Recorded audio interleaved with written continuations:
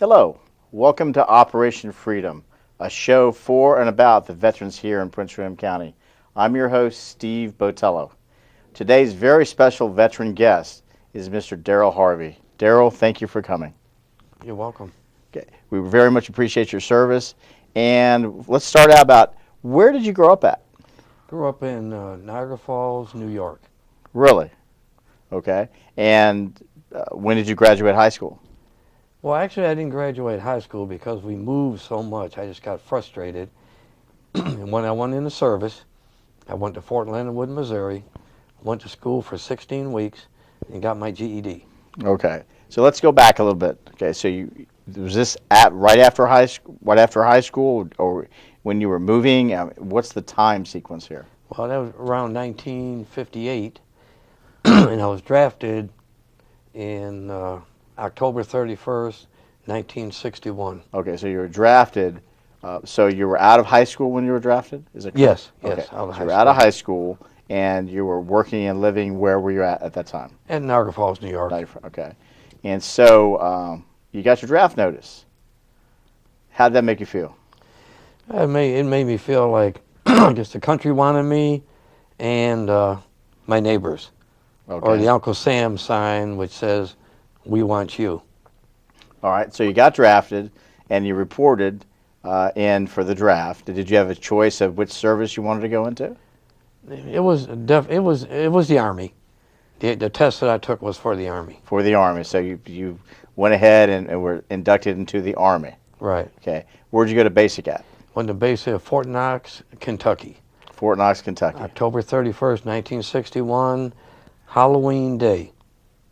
Was when you went in the doors and said, "I do solemnly swear." Right. Okay, terrific. And so how'd you like boot camp? And boot camp wasn't bad, of course. I was like a shy individual, but they bring it out. The drill sergeant brings it out, that shyness out of you when you're there. Now, when you were first facing the drill sergeant, was it an eye-opening experience? It was definitely an eye-opening experience because back then, they would say, your parents must have been ugly people because just the way that you look. So I guess back then they could say things like that. Okay. And so how long was your boot camp? Do you remember? 12 weeks. 12 weeks. Okay, so you got done with boot camp, and by chance, we happen to have your boot camp picture. Is that correct? That's absolutely right. Okay, here. Why don't you go ahead and hold that up? And that is a young Daryl Harvey. Is that correct? Absolutely. Okay, and roughly how old were you then? 21 years old. 21 years old, and you're fresh out of boot camp. Fresh out of boot camp. Well, you're a good-looking young fella, and you're a good-looking fella now. Okay, so you were at boot camp, and at that time, did they say, what do you want to do, where do you want to go, or did they just say you're being assigned X, Y, and Z? Now, I was assigned, I went to Fort Bliss, Texas. Fort Bliss, Texas. I was in a Hawk Missile Battalion. Really? Yeah. Okay, was that something you selected, or was that something that they said you're going to do? That's something they said that I'd be doing. Okay. Okay, so what was it like down in Fort Bliss, Texas? It was hot, usually over 100 degrees every day. And what was the training like?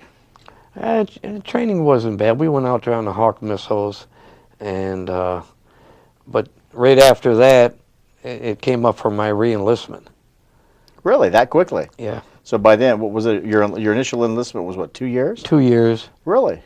Okay. And I wasn't there. I was probably at Fort Bliss maybe a year, and I wanted to go to engineer school. Okay. To be a mechanic.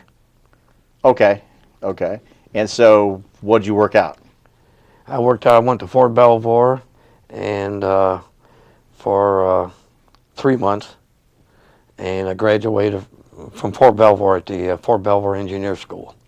Okay. And that was engineering for vehicles or engineering for building bridges? It was for vehicles, working on road graders and scoop loaders. Okay. So you're into that, and then where did you go?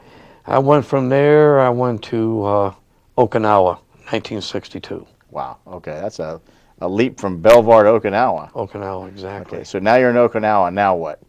Well, I was there until from 1962 to 1964. Okay. When you went to Okinawa, this was obviously your first international travel. Okay. What was it like? Did you learn something new? Was it interesting? Well, I enjoyed the tour. The one thing that I enjoyed, that's where I met my current wife Right. Okay. in Okinawa. Really? Yeah. And we were married in 1964. Ah, I see. Okay. So you met your lovely wife. Okay. And so now you're married, and so you stayed there for 2 years. 2 years. Okay. And then where did you go? And then we left there, and I went to Fort Leonard Wood, Missouri, to an engineer unit. Okay. So you were handling well, I guess the mobile trucks and vehicles and stuff like that. Right. Is that correct? It was still the road graders and the Okay. front end loaders and the big trucks and everything. Yes. Fort Leonard Wood, Missouri. Missouri. Yeah. Okay. And what was life like there in Missouri? Well, it's how if you didn't have a car, you were lost because that's a huge base. And also at Fort Leonard, Missouri, is where my daughter Ginger was born. Oh, I see. Okay. So you were there for how long were you stationed there? I was stationed there 1964. I left in 65 where I re-enlisted again. Okay. Because, I was just newly married. My daughter was, of course, just a baby.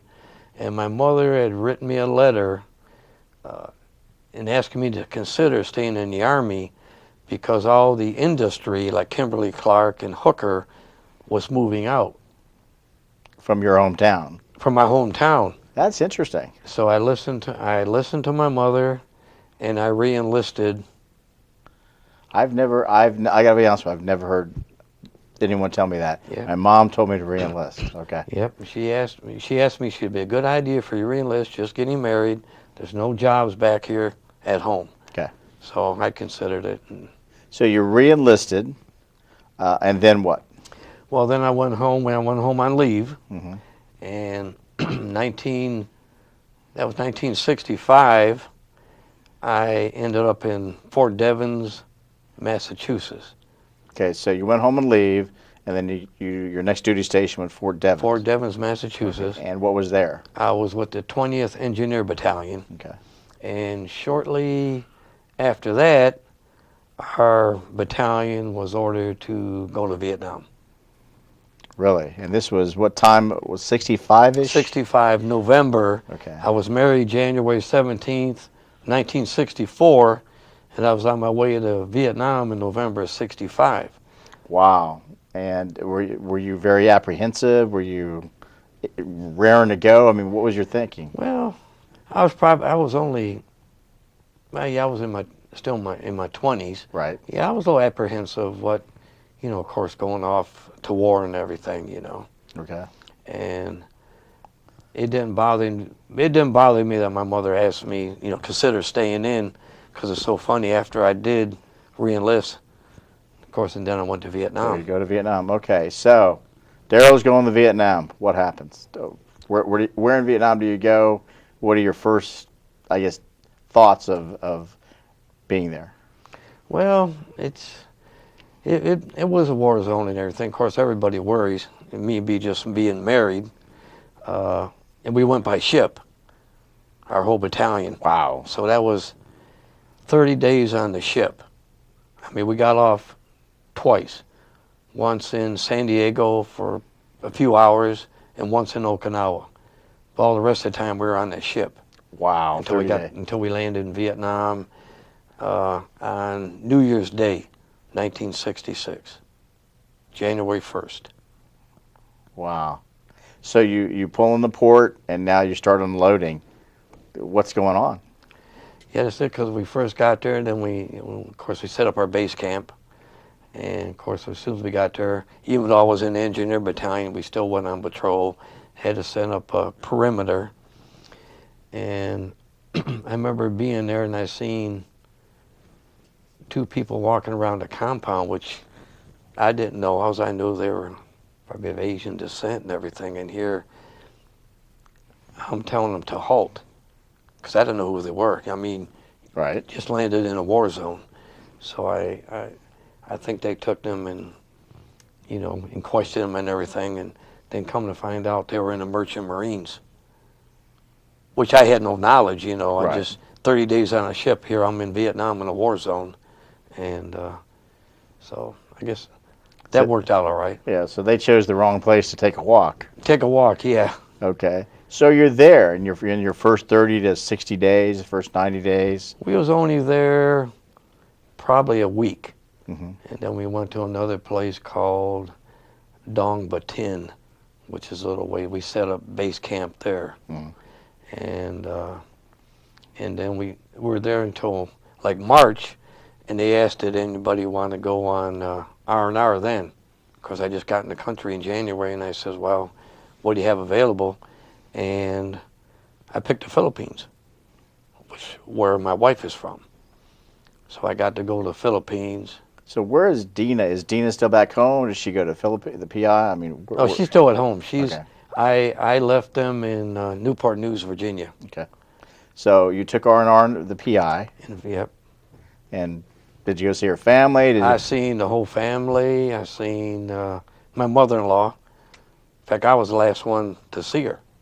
I mean, my wife didn't, but it's just that they had that opening, and I went there and I seen my mother-in-law. So that was a great thing. Good. And so how long did you spend there?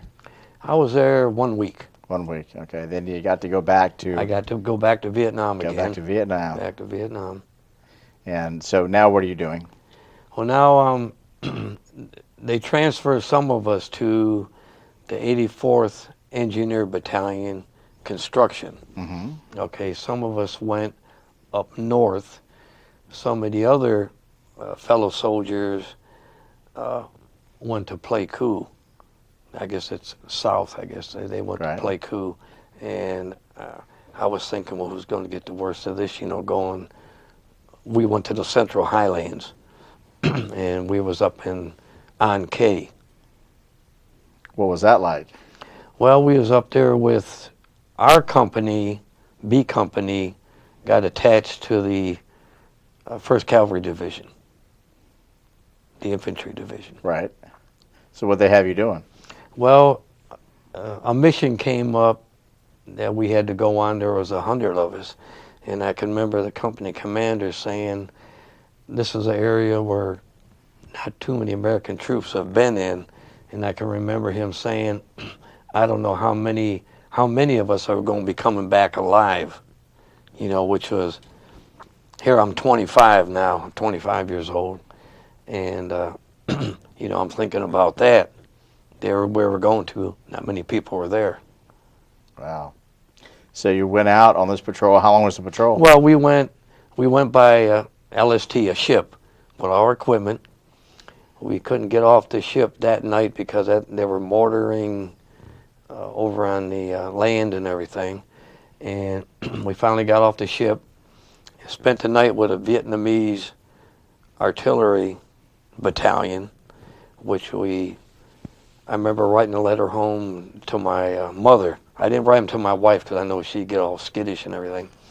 So I wrote my mother and I said, it's like living like a dog, because I was in a foxhole with the parka over me and everything, and water up to my waist, all night staying awake.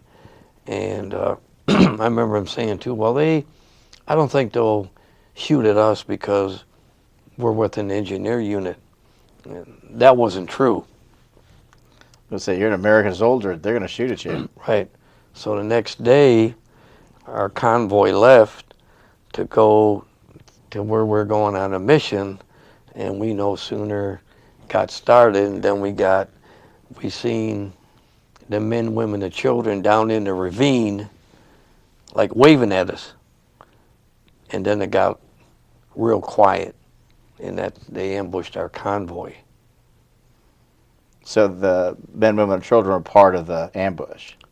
Yeah, they were down in there. All of a sudden, you looked around, they disappeared. Right. Nobody was there, and it got real quiet. And then it just luckily that nobody was. I think they blew up a few pieces of equipment, but nobody was injured. Right. During that ambush. So we went to our base camp, set up our base camp because we had to extend the runway. big enough where C-130s could land. Okay. So you worked on the runways, and during this, were you still on patrol? I'm not quite clear. You're just going from location to location? Location to location, and we never went on patrol up there. I was in that base camp for 2 months. Right. And it was 24/7. I think they wanted to get the runway done in 2 weeks, but that didn't happen. We were there about 2 months. Wow. Okay. And of course, after we got it finished, of course, harassment by the Viet Cong and everything in there. They mortared us, when the airstrip was done and everything. Because I remember walking out of my pup tent, and the shrapnel was flying everywhere, hitting the floodlights and everything. And I walked out of my tent, and I guess the man upstairs must have been with me, because none of the shrapnel even hit me. That's good. But I could hear it hitting the floodlights. So you could hear the shrapnel flying around and hitting the different things around things around me, but well, you're right. You're lucky that you didn't get stung. So you were there for how long? Weeks or months? We were there for 2 months. 2 months. And it's like a letter that I have. The company commander gave us that we were a shortage of personnel, difficult living conditions, which was true, harassment by the Viet Cong, which was true, and we took a bath in the Bong Song River. If you wanted to take a bath, you had to get on a truck and go down at a certain time and go in the river. Of course, a muddy river. Who knows what was in the river? And that's how we took our shower. Nice. Every day. Nice. And if you didn't do that, then you stank. Yeah, no shower.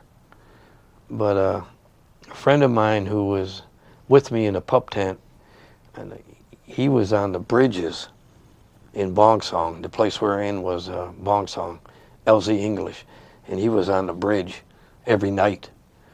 And real nice person and everything, but when he left, he was literally just shaking all the time. Really? Yeah. That's how he was when he left after 2 months. Yeah, just being on that bridge and keeping lights on the bridge and everything. And I think they had blown up the bridges a couple times. Wow. And also reverting back to that, where we stayed with that Vietnamese artillery. I was looking at the internet the other day, and our company commander's got memories on there, everything he remembered about it. And I was reading in there where supposedly they were supposed to have overrun us that night where we were, but it never happened. Wow. So that was it. So how long did this particular tour last? 13 months. 13 months. So you were going from location to location in Vietnam, doing the work that you do? Yeah, I was in about 4 or 5 different places. Landed in Cam Ranh Bay. Right. On the ship. Then we went to a place called Dong Ba Tin, and then I went to Quyen Yan for a little while, and then from there we went to An Khe, and then we went on that mission to Bong Song, right? LZ English. I think most Vietnam veterans that were in that area, if they were infantry, they knew where LZ English is. Okay, so roughly when did your tour end? In December 1966. Okay. So at that time, did you get back on another ship? Did you fly out? I mean, I flew back. Flew back. Yeah, which is probably much better than being on the ship. Oh, it was much better because on the plane, I know some of the guys asked some of the other soldiers on the plane, what was your most difficult thing? And some said, well, we ran out of hot and cold running water, Maybe that's the ones that were in Saigon or in the hotel or, right. Part of the headquarters. I don't know, Okay, so you came back. And then what happened? Where did you go back to? I went to Atlanta Army Depot. Really? Where they prepared aid equipment. We fixed up the equipment. Everything was painted yellow, and they sent it overseas. Aid equipment? Aid equipment, yeah. Okay, what kind of aid equipment? I mean, tractors. Tractors and graders. Machinery, graders, and everything. Stuff yeah. like that. Okay. And how long were you there? I was there probably about a year. A year? And our company deactivated. Really? And I had a choice. They asked me, do you want to go to Hawaii or Okinawa? And since I've been to Okinawa once, that's where my wife's sister was there, married to a civilian. So I picked Okinawa again since I was already there. And if I wouldn't have, if I would have went to Hawaii, I believe I probably would have been in the 25th Infantry Division. Right. And I probably would have been back in Vietnam again. Okay. So I only had one tour in Vietnam. Okay. So you total one tour? One tour. Okay. So you went back to Okinawa and doing the same general items that you're doing, or what are you doing? Well, I went back in '68. I was in the 30th Artillery Brigade, which is missiles and everything, and also artillery and everything. Right. But from 1968 to '71, we were there 37 months. It was a family tour. Right. And never went to Vietnam, TDY, or anything. Too bad, huh? Yeah. So I was lucky to only get one tour, and I came back in '66 and awarded in until '75. Okay. So you got done at Okinawa on this tour. Then where'd you go? Well, I was going to stay longer, but my father was ill, and my mother said, I think it'd be better if you came home. So I was going to extend and stay another year or two over there, but I came home. My father was really ill, so I came home in June. Okay. But you didn't get out of the military, did you? No, no. Okay, so where did you get assigned to after that? You said you came home. Oh, yeah, came home in 71, Right. and went to Fort Eustis, Virginia, Okay. which I was a part of in the headquarters company, 7th Transportation Unit. Okay, so you were there for how long? I was there from 1971, like in June, until October of 1974, where I went back to Asia, went back to Korea. Really? Wow. So 7 years I spent in the Orient, none in Europe. Right, none in Europe. None in Europe. So you went there, and then what was your next duty assignment? Next duty station in Korea was the 2nd Infantry Division. So that was in Korea, or where was that? That was in Korea. Okay. Okay. And then how long were you there? I was there like 12 months, and I got injured over there, and I was I spent the tour, but I was medevac. Okay. For time's sake, I want to get to some real highlights of your career. So you left the military and retired, is that correct? Right. Right. And what year did you retire? In 1984. Okay, so you retired from the military in '84. Then you transitioned to some interesting civilian work, if I understand correctly. Well, this was when I still was in. When I left Fort Eustis, I got a call and asked me would I like to go to U.S. Army Transportation Agency, White House. Right. So after about a year of clearances and everything, I accepted the job and went up there, and I stayed 8 years, served 3 presidents.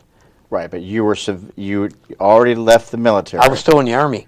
Still in the Army? Still in the Army. Okay. So you worked there for 8 years? 8 years. Okay. And what were the presidents that you served? I served under President Ford, President Carter, and President Reagan. Okay. And so you were there, what was the time frame you were there? September 1976 until January 1st of 1984. Okay. What was something interesting? Well, it was nice going on the motorcade. Okay. I got to meet President Reagan, shook his hand up on his ranch, because I drove one of what they called the Big Three. I drove Michael Deaver, who was real close to President Reagan. Okay. So I drove him up there one evening, and he introduced me to the president. I see. So I got to shake his hand and everything, which was good for you. You got to really, meet Mr. President Reagan. President Reagan, yes. Okay. Now I understand you brought something from your service there that they awarded you. Is that correct? Yes, I did. May we see it? Yes, I got this badge right here. Is the President's Service Badge. Very good. That's a beautiful item for your service there. Oh, it's really nice. Yeah, I really cherish this item here. I can imagine you would after spending that much time at the White House. And it's got a number on the back of it, so they, there's so many that they've issued. Right. You had to, of course, be there in good standing. Absolutely. I would imagine. I mean, you had to be squeaky clean, you know. Okay. And then I understand you have a belt buckle here. Yes, when I retired, John Rogers, who ran the administration of the office and everything, presented me with this belt buckle. It says, "The Buckaroo stops here." It's got a person on a horse, which President Reagan used to ride horses a lot. Yes, he did. On his ranch and everything. Yes, he did. And then on the back of the thing, it's got President Reagan, Ronald Reagan, President of the United States. That's very exciting. My hat's off to you. So I cherish this also. I'll bet you do. Now, to my understanding, you'll be again retiring soon in 170 some odd days. Is that correct? My last count was 171 days. I've been at my workplace. Right. I plan to retire July 29th, 2016. That'll give me 30 years. 30 years. I'll bet you're all set to have a great retirement. You deserved it. And I'd like to. Unfortunately, we don't have enough time. I may have to call you back. I want to hear some more of these stories. But I want to thank you for taking the time to let us interview you, and thank you very much for your service to your country. Pleasure being here. I'll be glad to come back again. Okay, terrific. Daryl Harvey, thank you for your time. Thank you for having me. Not a problem. Thank you for watching our show, Operation Freedom.